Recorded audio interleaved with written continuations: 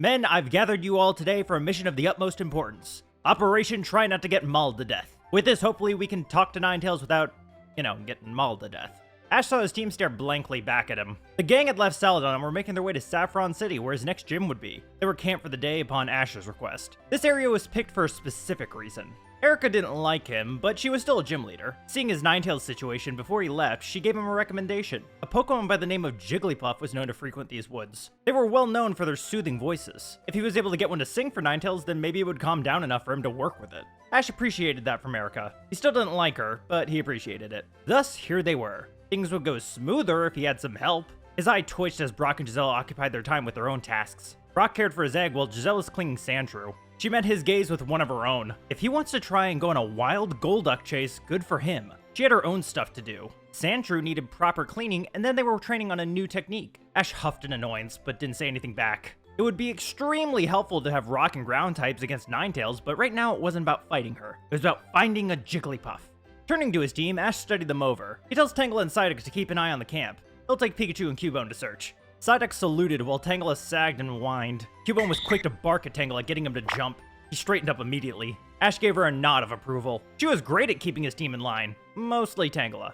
Pikachu snorted at her, reveling in his seniority as Ash's starter, while Psyduck rolled his eyes. Truthfully, more Pokemon would be helpful to search, but Psyduck and Tangela weren't exactly the most well-focused. Better to leave them here and prevent this from getting out of hand. Things never went smooth for Ash, but today was an opportunity to change that. With that, the trio disappeared into the woods. Psyduck watched where they went before looking at Tangela. Tangela's eyes suddenly sharpened. The duo nodded, and rather than comply with Ash's wishes, they vanished into their own part of the woods. Brock and Jazelle looked at where Ash had gone. He's going to get eaten by wild Persian, Jazelle deadpanned. Brock nodded. Well, at least he'll probably learn something from it. She pointed out Psyduck and Tangela also left, but Brock told her to leave them be. Between the two of them, nothing in the area should be that big of a threat.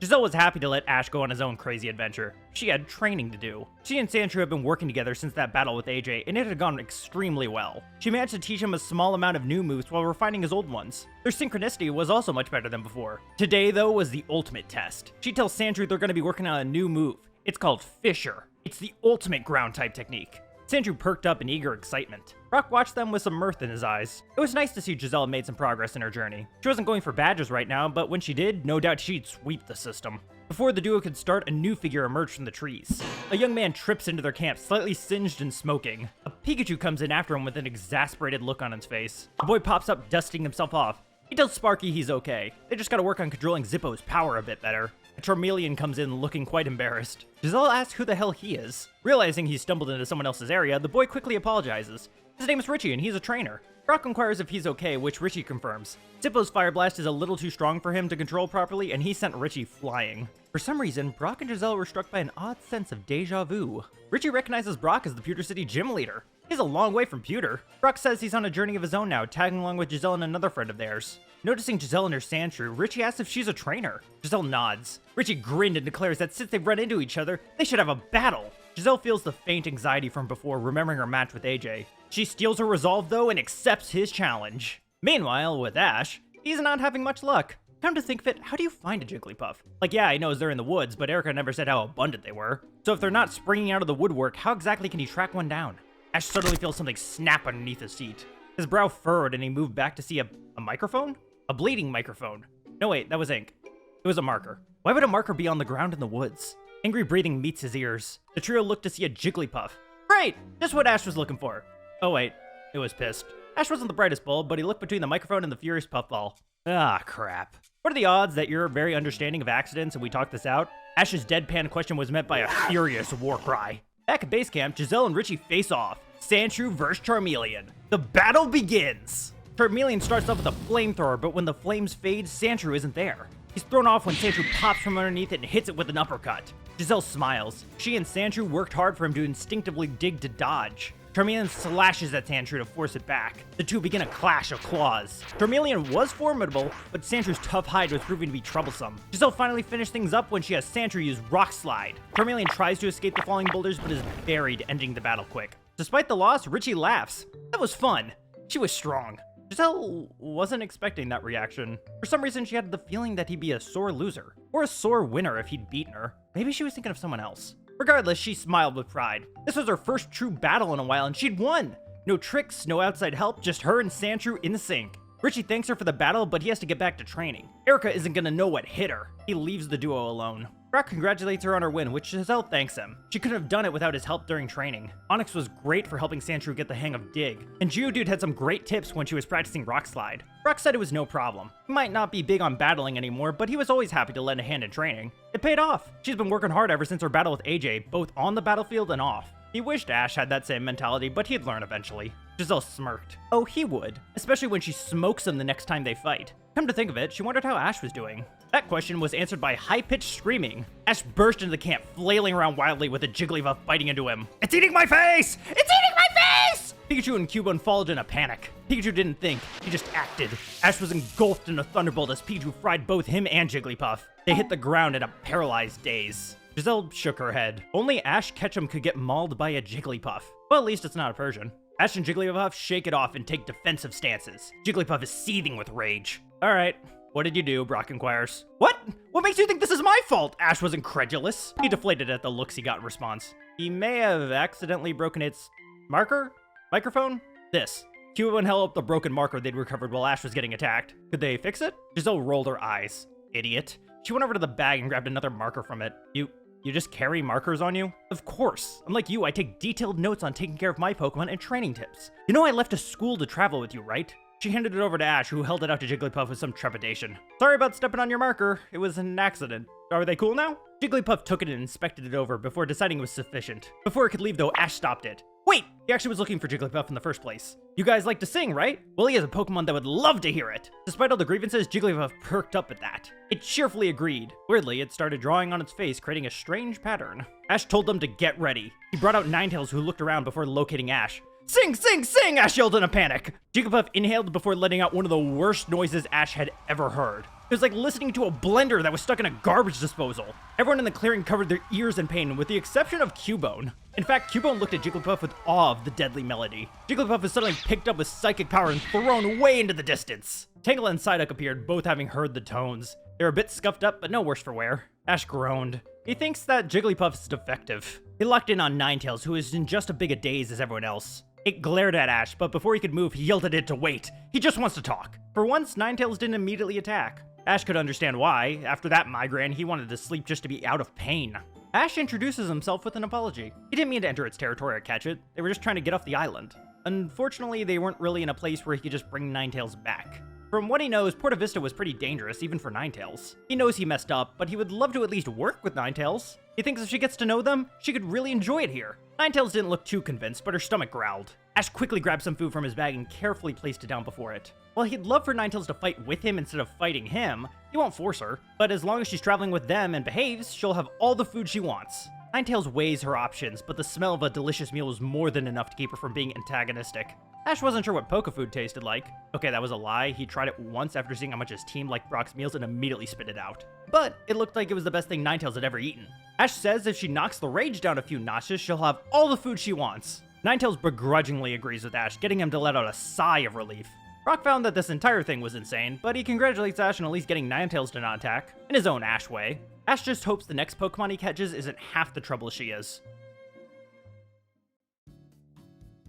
It took another couple days of travel before the gang arrives in Saffron City. Ash was happy to say Ninetales had a better mood after their encounter with Jigglypuff, and by that he means she was a bad-tempered grouch who glared at him but didn't actively attack him. He'd take what he could get. Still, Ash was just happy to be after another badge. According to Brock, a woman by the name of Sabrina ran it. Crazy enough, she had psychic powers herself. Ash had actually met a psychic before. It was at Gary's 6th birthday party. He wondered if she could pull a Rattata out of a hat or know what card he picked. Oh, and if she had a top hat and cape. You know, like the psychic the professor got for Gary's party. They just barely entered the border of the city when a weirdly dressed woman stopped them. She bowed and addressed them all by name, which was creepy. She welcomed them to Saffron City. Lady Sabrina foresaw their arrival and made arrangements for her to escort them to the gym. Huh, Ash wasn't used to that. It made him feel like a big shot, his own personal escort. He liked the sound of that. Giselle found it odd, but Brock told her this was just Sabrina's style. It was best to roll with it. Led to the gym, Ash finds it pretty plain. A bit dark, but nothing too out of the ordinary. That was until they got to the battlefield. Across from it sat Sabrina in a lavish chair. She greets them without much emotion in her voice. Ash was noticing a trend of gym leaders appearing very off-putting. He squints slightly. Did she just smirk? Sabrina states she foresaw his arrival and the outcome of their battle. Come now and challenge her. They will each only use one Pokemon. Alright! Ash tells Pikachu to get in there, but Sabrina stops him. No, face her with his strongest. Only then will he achieve victory. Ash deflated, but Pikachu was his strongest. Ninetales' Pokeball levitated from his belt. No, he is not. See, Ash hasn't really battled with Ninetales before, and he just got her to stop attacking him, so he's not sure sending her out to a fight. Sabrina cuts him off. She knows. She's seen it. Bring forth your Pokemon. Sabrina will guarantee the rest. Alright, he guessed he was listening to the creepy psychic gym leader. She didn't even have a top hat. Ninetales appeared looking confused. Simultaneously, an Alakazam appears on Sabrina's side. Ash apologizes profusely to an annoyed Ninetales. Before he can reassure her of his intentions, Alakazam got her attention. His eyes glowed, as did Ninetales. Don't be alarmed, Sabrina states. Alakazam is telepathically communicating with Ninetales. Ash wasn't sure what conversation was being held, but the way Ninetales' eyes shot open and it snarled, it probably wasn't a pleasant one. Ninetales stalked onto the battlefield. Alakazam smirked and joined her. Ninetales barked back at Ash. He was bewildered. She wants to fight? Ninetales nodded, which got Ash to grin. All right! After a quick check of her moves, Ash was ready. The battle begins! For the first time, Ash wasn't afraid of Ninetales. He felt pity. The two fought hard, but they weren't doing well. Ninetales was quick to attack without his command, wasting her own time and energy. She was slow to react to his orders, second-guessing them, resulting in her getting blasted by Psybeams. Alakazam and Sabrina, meanwhile, were a well-oiled machine. Ash was amazed Sabrina didn't even need to verbalize her orders. At first, he thought they were just that in sync, but he realized by the glow of their eyes they were talking telepathically. Was that cheating? It felt like cheating. Reminiscent in his battle with Gary and Abra, Alakazam would teleport around the field. Ash thought he could counter all the attacks with Ninetales' double team. However, using its mind-reading abilities, Alakazam was quick to sleuth out the real one and blast it. With the final Psybeam, Ninetales fell. Ash deflated as he returned Ninetales. Frustration boiled within him as Sabrina approached. He thought she said he'd win if he used his strongest, but they got slaughtered out there. Sabrina stated that he would win if he used his strongest. She did not say he would win today. He's not ready. He's young. His team is young. His fate not have been a victory today, but there is one in his future. Ash has a long road ahead. When he's bled the toxins from his veins and doused the flames of battle, only then will he return. Then they shall see if he's grown enough to earn a victory at her gym. What the hell does that mean? Toxins and flames? She's speaking malarkey! Is she even a real psychic? Where's her top hat? Sabrina cracks a smile. He will learn in time. She bids them farewell. Rather than being escorted out, they vanished and reappeared back outside the city. Ash blinked. What just happened? Brock shook his head with a bit of exasperation and mirth. That's Sabrina. You get used to it. Jazelle huffed. How rude! Are they on the opposite side of the city? Not even going to give them a chance to explore and rest? Brock says that they were just on the border of the city. They could still head back. No, it's fine. She doesn't want us in her crummy city. Then they won't stay there. Jazelle yanks Ash's arm and starts pulling him down the route. Come on! The sooner we leave, the sooner Ash can do whatever cryptic nonsense she spouted and shove it in her smug face. Brock shook his head. What a day.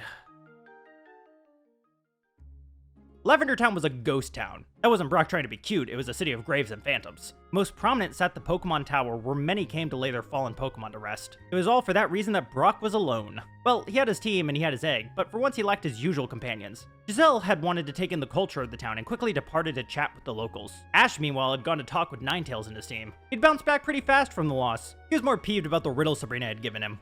Brock could only smile. Ash was a strange kid, but he definitely made the journey more exciting than if Brock traveled alone. Still, it was nice to be by himself. He rarely got any alone time back in Pewter City. Taking care of all his siblings and running a gym meant he was around people 24/7. And now that he was traveling, he was constantly watching over Jazelle and Ash. He didn't hate it by any means. Being a breeder wasn't just about studying and caring for Pokemon, it was also helping others learn about it as well. Teaching Jazelle was fulfilling. He just wished Ash took in the same lessons. He'd get there eventually. Now though, it was just him and the egg. Brock had read book after book on egg care as soon as they got into Celadon, and he'd been able to note a few things. The most important was how the egg would shake on occasion. Any day now it would hatch and he'd transition from keeping an egg safe and warm to caring for a baby Pokemon. It was new and exciting! Brock couldn't wait to see what became of the creature inside. With nothing but time on his hands, Brock thought he'd take a page out of Jazelle's book and explore. That's what led him to the famous Pokemon Tower. Entering the tower, it was sparse of life, and he wasn't just talking about all the dead people. It was humbling. Each grave was a life that was now gone. He wondered how many of these graves' loved ones were even around to visit. They looked ancient.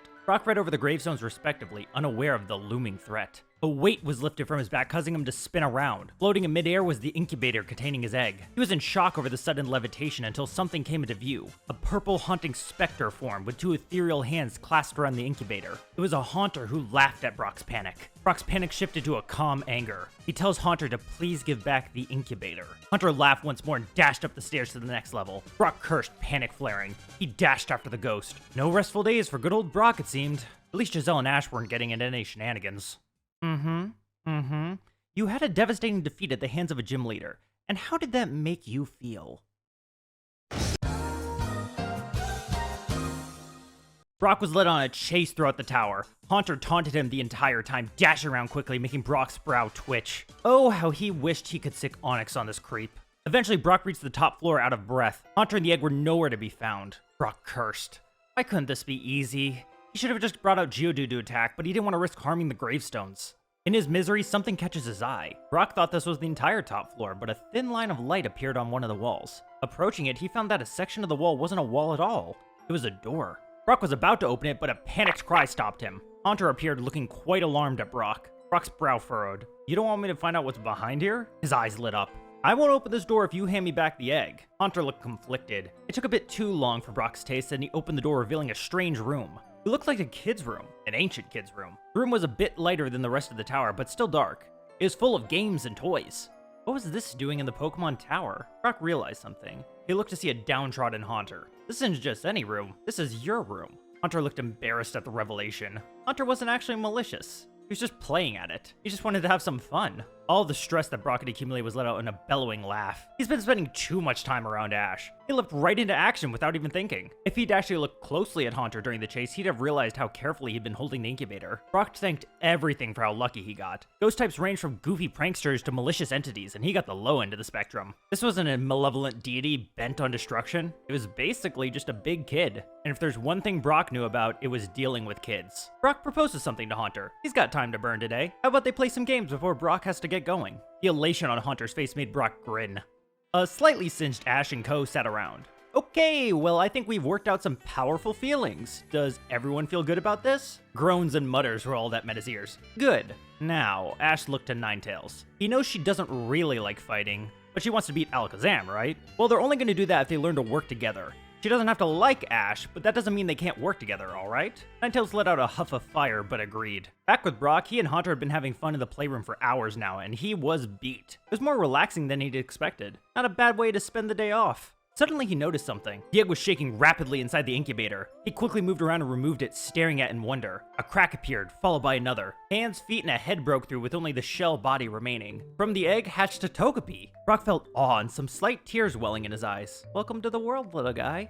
Togepi locked eyes with Brock and let out a little chirp of joy, waddling over and hugging onto him. Brock swept it up into his arms. This was a new feeling. I wonder if this is what his parents felt when they first had kids. The joy of a new life, the happiness of what's to come, and the weight of responsibility. It would be fine, though. Brock was used to bearing that weight. This weight, though, didn't feel as overbearing. In fact, it was downright comforting.